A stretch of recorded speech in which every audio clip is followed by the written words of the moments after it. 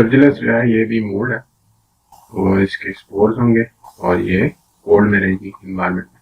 इसका जो distinguishing feature from Mucor वो क्या है, वो इसका एक्यूट एंगल है। हाइफी का एक्यूट एंगल है। दूसरा ये सेपरेट होती है। इसका जो हाइफी है वो 45 डिग्री या 45 डिग्री से कम का एंगल बनाएगा। ये इसका डिस्टिंग्विशिंग फीचर है। दूसरा इसके अंदर सेप्टा होगा। इसको याद कैसे रख, और ये डिस्टिंग्विशिंग फीचर है म्यूकर से। म्यूकर में क्या होता है, म्यूकर के जो है वो हाइफी जो है वो वाइड होते हैं, ब्रॉड होते हैं। इसके अलावा जो इनका एंगल होता है वो ब्रॉड एंगल होता है, मोर 90 डिग्री, मोर देन 45। ये म्यूकर की डिस्टिंग्विशिंग फीचर है और ये सेपरेट होता है। तो एस्परजिलस को याद कैसे रखना है कि ये नैरो है, इसके हाइफी नैरो होते हैं। इसके अलावा जो इसकी हाइफी है ये सेपरेट होते हैं और इसका जो एंगल होगा वो क्या होगा, एक्यूट एंगल होगा। तो एस्परजिलस में AS3 आता है। ए से जो है वो बनता है आपका एक्यूट एंगल और एस से बनता है सेपरेट। तो ये इसका डिस्टिंग्विशिंग फीचर है म्यूकर से। फिर इसके बाद एस्परजिलस जो है वो क्या प्रोड्यूस करती है, एफ्लाटॉक्सिन। एफ्लाटॉक्सिन जो है ये एसोसिएट करता है हेपेटोसेलुलर कार्सिनोमा से। ये कैसे एफ्लाटॉक्सिन प्रोड्यूस करती है, एस्परजिलस फ्लेवस एक टाइप है एस्परजिलस की स्पीशी है जो कि सीड्स को, पीनट्स को कंटेमिनेट करती है। कंटेमिनेट करने के बाद ये एफ्लाटॉक्सिन प्रोड्यूस करती है। और जब एफ्लाटॉक्सिन आप इंजेस्ट करेंगे, एफ्लाटॉक्सिन कंटेमिनेटेड फूड आप खाएंगे तो आपको चांसेस हैं हेपेटोसेलुलर कार्सिनोमा के होने के। और ये क्रॉनिकली अगर आप एक्यूटली खाएंगे, एक्यूटली जो पैथोलॉजी कॉज होगी वो होगी एक्यूट लिवर फेलियर। ये हो गया इसका एफ्लाटॉक्सिन से रिलेटेड कि ये माइकोटॉक्सिन रिलीज करती है। इसके बाद है कि एस्परजिलस जो है वो कैटालेज पॉजिटिव होती है। कैटालेज पॉजिटिव कैंडिडा भी जो है वो कैटालेज पॉजिटिव होती है, लेकिन क्रिप्टोकोकस नियोफोर्मेन क्या होती है, यूरिएज पॉजिटिव होता है। ठीक है, यूरिएज पॉजिटिव। ये कैटालेज क्या चीज है, ये जो फंजाई है ये कैटालेज रिलीज करती है। कैटालेज एंजाइम होता है। ये कैटालेज एंजाइम क्या करता है, अगर तो न्यूट्रोफिल है, ये न्यूट्रोफिल है, न्यूट्रोफिल ने क्या करना है, न्यूट्रोफिल ने ऑक्सीजन को कन्वर्ट करना होता है O नेगेटिव में, और ये O नेगेटिव जो है ये हाइड्रोजन पर ऑक्साइड बनाता है। हाइड्रोजन पर oxide will convert into hypochloric acid.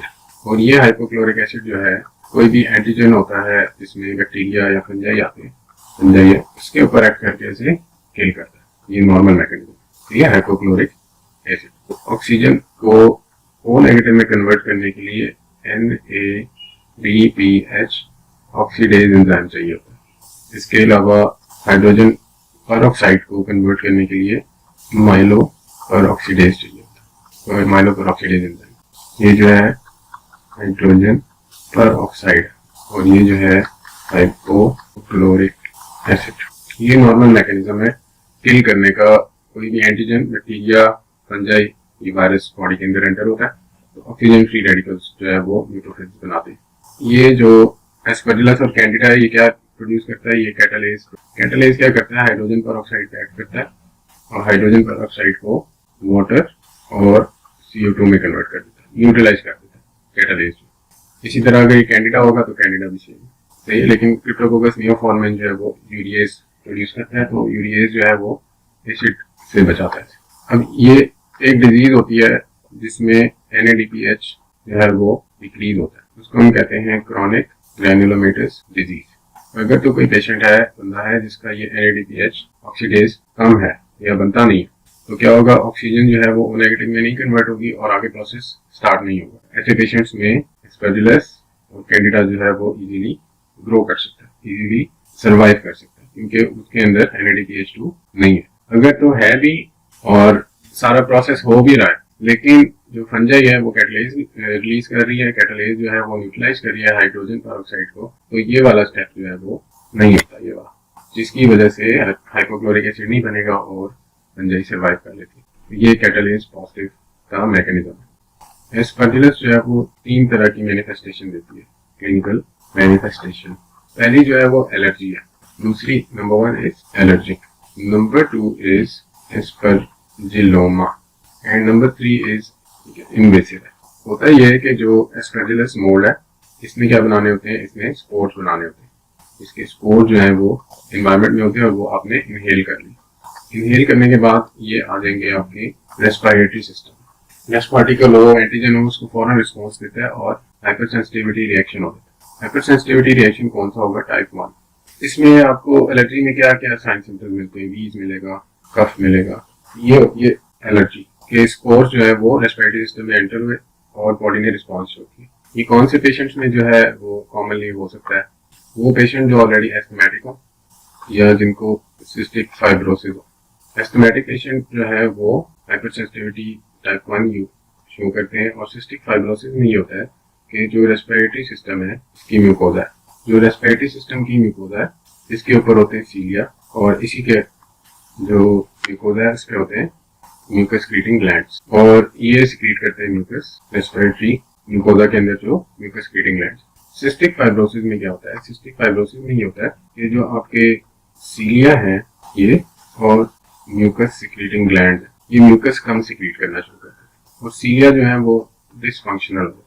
ये प्रॉब्लम होता है कि म्यूकस जो है वो बनता ही नहीं है, डिक्रीज हो जाता है और सीलिया जो है वो काम करना शुरू। नॉर्मली कोई भी फॉरेन डस्ट पार्टिकल आया, ये डस्ट पार्टिकल है, तो म्यूकस इसे क्या करेगी? म्यूकस इसे आगे नहीं जाने देगी और सीलिया जो है वो बाहर फेंक देगी। लेकिन सिस्टिक फाइब्रोसिस में क्या होता है? सिस्टिक फाइब्रोसिस में अब म्यूकस सीक्रेशन है नहीं।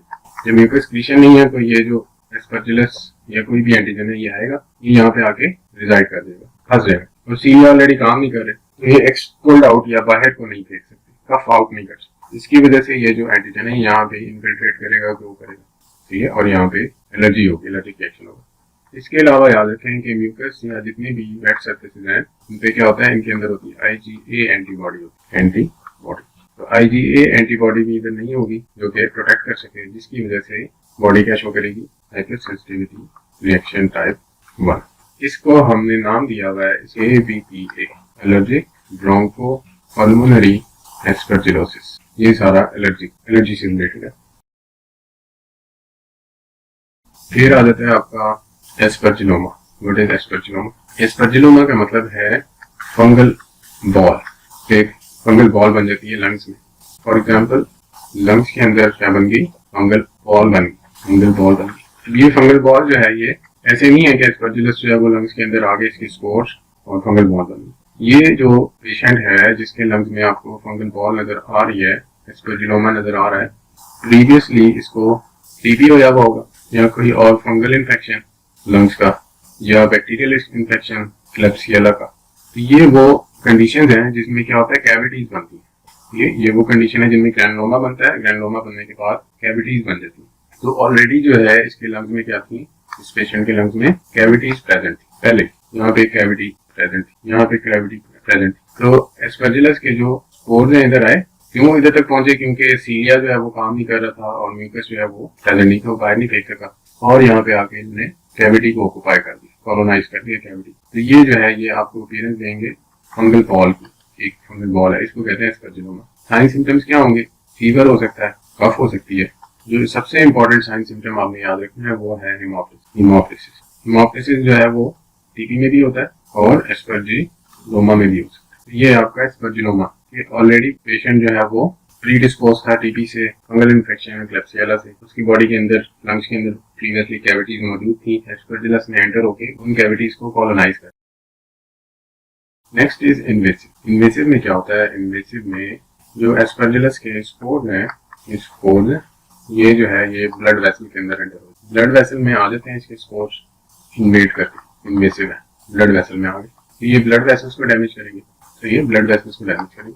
कहाँ पे ब्लड वेसल्स को डैमेज कर सकते हैं? कल हमने म्यूकर पढ़ा था। म्यूकर में आपको पता है कि इनकी खास बात ये है कि ये जो है नेजल कैविटी, नेजोफेरिंक्स की जो म्यूकोजल वॉल है उसको डैमेज करते हैं और ऑर्बिट की जो म्यूकोजल वॉल है उसे डैमेज करते हैं। तो ये ब्लड वेसल्स कहाँ की डैमेज करेंगे? नेजल म्यूकोसा की। यहाँ तक इनका जो क्लिनिकल मैनिफेस्टेशन है वो सेम है म्यूकस के साथ। ब्लड वेसल्स जो है वो नेजोफेरिंक्स की डैमेज करते हैं। फिर ये क्या करेंगे? ये डिसेमिनेट हो जाएंगे, दे विल स्प्रेड। जब ये ब्लड वेसल को इन्वेड कर देंगे उसके बाद ही क्या करेंगे? ये स्प्रेड होंगे, डिसेमिनेट करेंगे और ये मल्टीपल ऑर्गन्स में चले जाएंगे। अब ये मल्टीपल ऑर्गन्स कौन कौन से हैं? इसमें आ जाता है पहले किडनी, उसके बाद आ जाता है हार्ट और उसके बाद आ जाता है ब्रेन। ये मल्टीपल ऑर्गन्स हैं, इनके अंदर ये ब्लड से डिसेमिनेट हो। जब किडनी में आ जाएगी तो किडनी में क्या होगा? Kidney failure. हार्ट में अगर एस्परजिलस एंटर हो जाएगा तो क्या कॉज करेगा? एंडोकार्डाइटिस। ब्रेन में जो है ये एब्सेस बना देंगे, और जब आप सीटी या एमआरआई कराएंगे ब्रेन का तो आपको रिंग एनहांसिंग लीजन मिलेगा। ब्रेन में ये एब्सेस बना देंगे, और जब सीटी एमआरआई कराएंगे तो रिंग एनहांसिंग लीजन मिलेगा, रिंग एनहांसिंग लीजन। ये इसके जो है इन्वेसिव एस्परजिलोसिस। इसका नाम क्या है? इसको हम कहते हैं एंजियो इन्वेसिव। इसको हम कहते हैं एंजियो इन्वेसिव एस्परजिलोसिस। एंजियो का मतलब है ब्लड वेसल, इन्वेसिव का मतलब इन्वेट करेगी, और एस्परजिलोसिस एस्परजिलस का इंफेक्शन कॉज करेगी। ये इसकी थर्ड मैनिफेस्टेशन। डायग्नोसिस आपने कैसे करना है? अगर तो एलर्जिक है, यदि पीए है, एस्परजिलोमा या इन्वेसिव है, आपने कैसे डायग्नोज करना है? आपने जो है एलर्जी के लिए स्प्यूटम का सैंपल लेना है, स्प्यूटम का सैंपल लेंगे।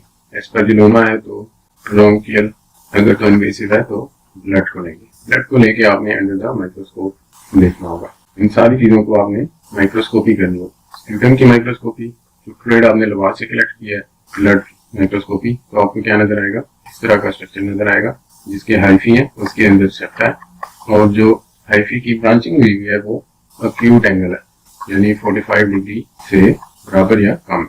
बाकी आपको पता है कि शूटिंग बॉडीज भी होती हैं और उनके अंदर स्पोर्ट होते हैं, तो ये आपको इन सारी चीजों पे नजर आएगा।